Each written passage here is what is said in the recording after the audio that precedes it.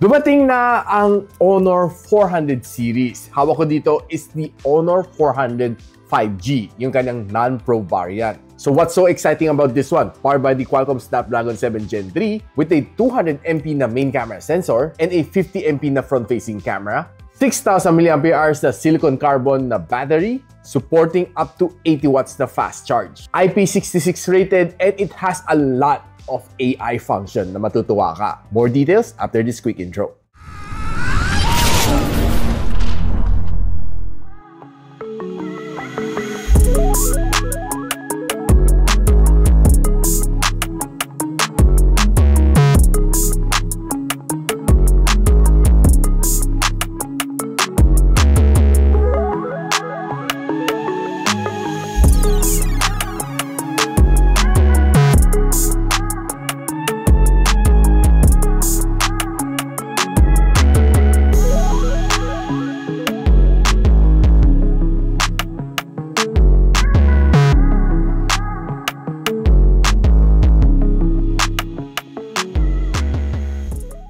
Now, si Honor 400 5G na may 12 gigs of RAM and 512 gigs of storage would come at a price point of 22,999, and meron siyang mga gimmick and pa-promote para sa mga early bird buyers. Stand a chance to win a Rolex or a Hermes na bag. More details on the description box below or just simply click the product link. Napag-usapan natin kanyang design. It looks very simple. Ang kanyang desert gold, it looks quite similar sa iPhone 15 Pro na desert titanium color. Tingnan nyo side by side, oh. Looks familiar, di ba? One of the things na gusto ko dito sa kanya is ang sarap hawakan dito ng likod niya. It feels really nice, smooth siya, at the same time matte finish siya, so hindi kapitin ng mga fingerprints. Pansin nyo itong camera module, looks quite familiar. Don't you think? Yung kanyang side plastic frame, hindi naman siyang cheap feeling, no? It feels solid naman and medyo may pagka-titanium finish ang kanyang itsura. Na pagdating sa kanyang display, I like yung kanyang thinness ng kanyang bezel. Symmetrical naman siya throughout all four sides ng kanyang smartphone. And yung kanyang punch hole, hindi naman ganun kalakihan. Kahit 50MP pa siya. Now, alam naman natin na this one is being powered by the Qualcomm Snapdragon 7 Gen 3. And nung sinalang ko to sa Antutu benchmark, it was able to give me a 847,000 points. Ito ang kanyang breakdown scores. 1,477 ang kanyang loop score sa Wildlife Extreme with a 99% na stability. Ito score na kuha ko sa Geekbench, kanyang CPU benchmark. And ito naman kanyang GPU benchmark. Looking okay naman kanyang thermal sa kanyang first half. Pero pagdating sa second half, pansin nyo, medyo namula na siya. And it throttled to 65% ng kanyang best performance. Now, one of the good things naman dito sa kanya is that malaki ang kanyang battery with a 6,000 mAh na silicon carbon na battery, supporting up to 80 watts of fast charging. Charging itong phone na ito from 0 to 100 takes you around a little bit above 30 minutes to complete the full charging cycle. And makunat naman ang kanyang battery, it can last you siguro isa't kalating araw based sa aking experience. So probably kaya naman umabot ng 2 days kung matipid ka gumamit. Hindi ka masyadong heavy gaming and hindi ka rin masyadong kumukuha ng mga videos. Kayang-kaya tumagal nito ng roughly 2 days. And nung sinalang ko to sa PCMark battery stress test under 50% brightness and 60Hz screen refresh rate, magandang result na nakuha natin. Near 17 hours na screen on time ang kayang ibigay sa inyo nitong Honor 400 5G. Kunat, di ba? Now, one of the things na nagustuhan ko rin dito sa kanya is maganda-ganda display. But on the flip side, medyo mas malit konti ang kanyang screen at 6.55 inch. This is a AMOLED display with a 120Hz screen refresh rate. Meron siyang 3,840Hz sa PWM dimming and ang maximum brightness is 5,000 nits. Meron siyang 91% na screen-to-body ratio dahil manipis ka ng bezels. And if you're browsing naman dito on social media, masarap gamitin itong phone na ito. Definitely kasi maganda ka na display. Swipe ka lang across Facebook, Twitter, Instagram, and other online social platform. Okay naman siya dahil buttery smooth naman ang experience ko dito. Wala kang maging problema. Now, if you're watching your favorite videos like mga Korean novela, you're watching mga music video, or watching basketball game, expect to give you a really good experience dito dahil maganda, very vibrant ang mga colors dito o the Honor 400 5G. Now, itong phone na ito has stereo speaker, 5 butas sa ilalim, and meron siyang 3 butas dito sa ibabaw. Check lang natin kung gaano kalakas. Are you naughty or nice? Maybe add a little spice if you're trying to roll the dice. Let me give you some advice. Based sa aking experience, okay naman kanyang sounds. It's above average based sa aking tenga. Now, I did play 3 games dito on this phone. We played Farlight 84, Wuthering Waves, and si Delta Force. Pagdating sa Farlight 84, wala kang maging problema dito. Tinaasan ko kanyang graphical settings and tinaasan ko rin kanyang frame rates. It was able to deliver. Wala na akong naging problema dito. And probably there's some minor frame drops along the way. Very, very minor lang naman. Hindi masyado halatado ko, hindi masyado pinansin.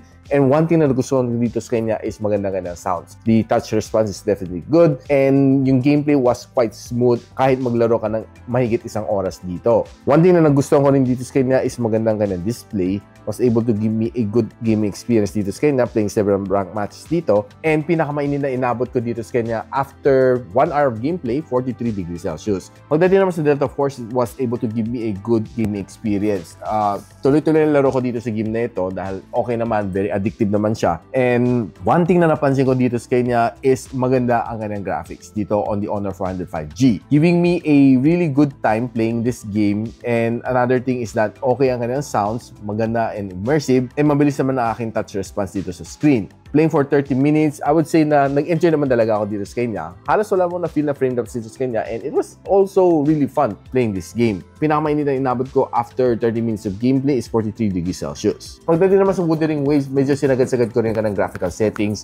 Tinry ko lang, no, and I was able to get a good game going. Though mapapansin mo talaga na magkakaroon ng frame drops dahil Snapdragon 7 Gen 3 to, and trying to play Wuthering Waves on all-out high settings, medyo hirap siya. So what you need to do dito is to lower down yung graphical settings mo to give you a better experience. But nevertheless, I would say na ang ganda ng graphics din dito sa kanya. Maganda rin ka ng touch response. And the sound is quite okay. You can always use your favorite TWS to give you a better experience. But for me, yung kanyang loudspeaker is quite good enough. After 30 minutes of gameplay, inabot ako ng 44 degrees Celsius.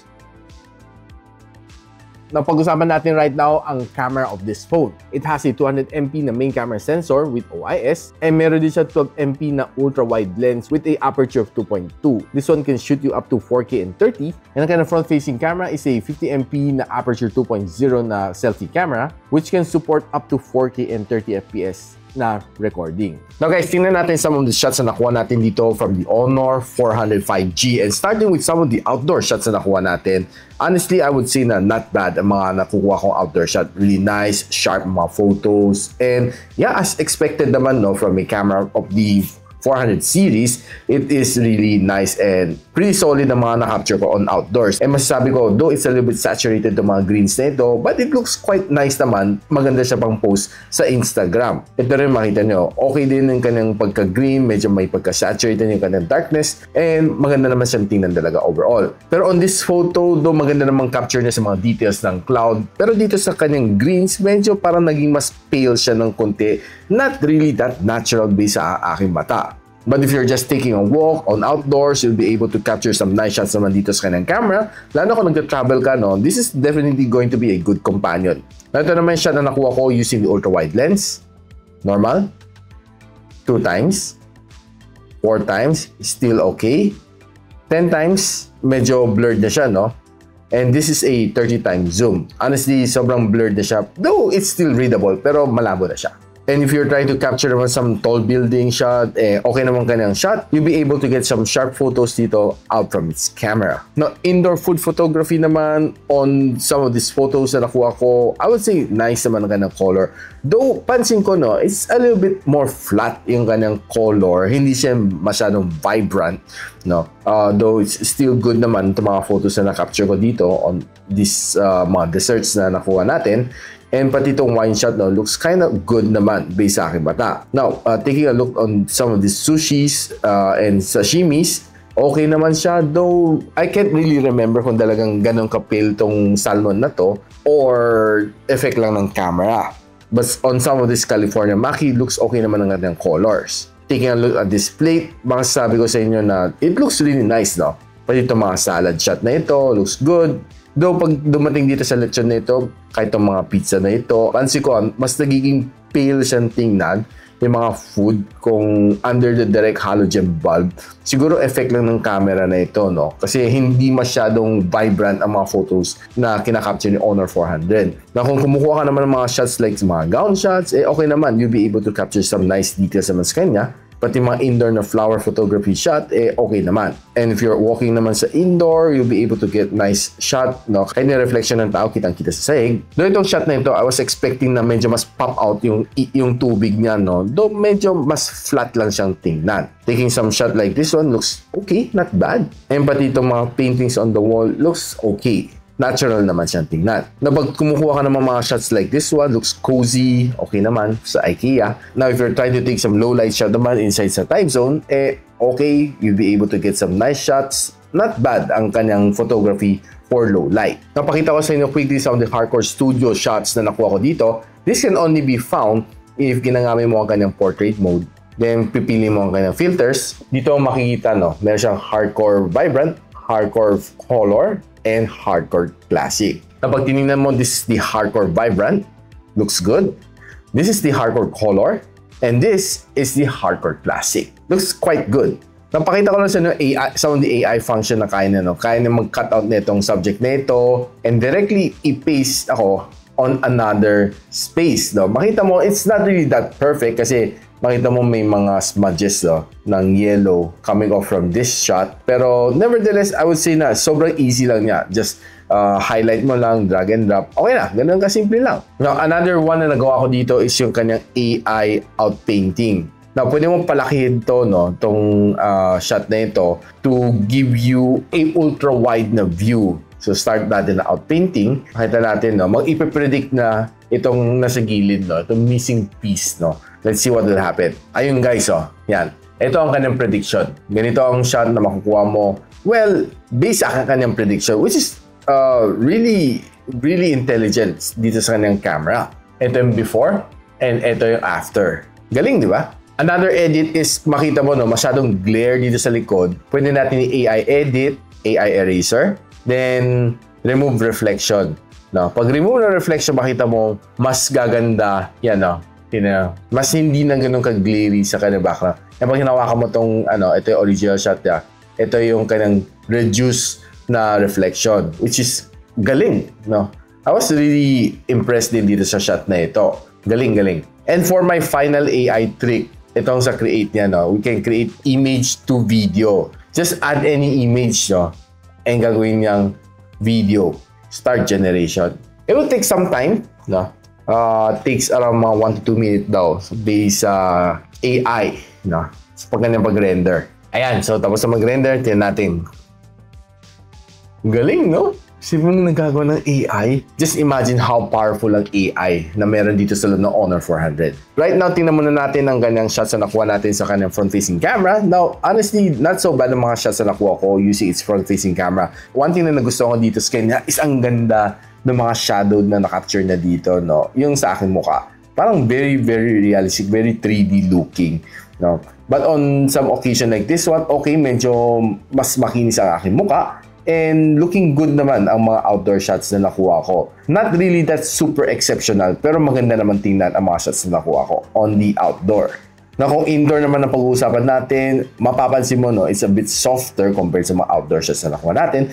But kung binabatuhan mo siya ng better lighting, you'll be able to get some better shots, no, like this one. Medyo mas magiging matino ang mga shot. As long as you can give it some better lightings, it will give you a better indoor shot. Now, kind of front-facing camera, stable na stable naman siya if you're trying to get a video, and not so bad ang kanyang resolution. If you're using kind of rear camera, equally said, no, na quite very stable siya, and yung kanyang resolution is definitely better compared sa kanyang front-facing camera. Maganda to pang vlog, definitely.